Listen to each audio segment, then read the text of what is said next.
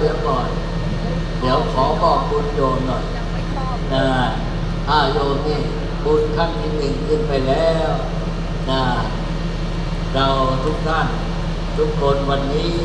เนี่ยน่าดีใจปลื้มใจเป็นอย่างยิ่ง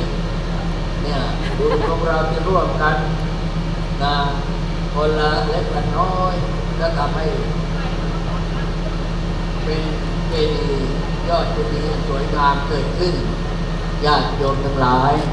ทุกท่านทุกคนที่มาร่วมกันวันนี้เราท่านทั้งหลายท่านใดก็ตามที่ยังไม่ได้บริจาคทรัพย์ฝากไว้ในบวรพุทธศาสนาก็ยังมีโอกาสโยมนะยังมีโอกาสได้ทำอีกหลวงพ่อ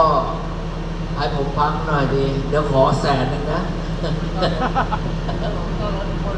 แล้วโอ้เดี๋ยว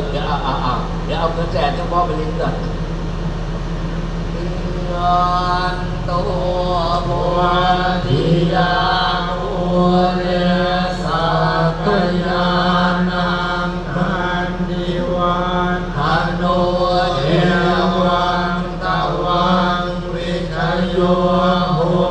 หิทยาสุทยามังคะเรอาราชิตปันลังเก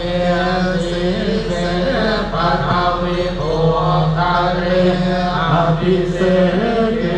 สัพพพุทธานังอาคาปะโตปะโม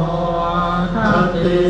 สุนังอัตตังสุมังคลังสุปาภาตังสุทิตังสุขโนสุมหุโตจะสุยิทังรัมมจาริสุปัฏฐานินังกายกรรมังวาจากรรมังปัฏฐานินังปัฏฐานินังมโน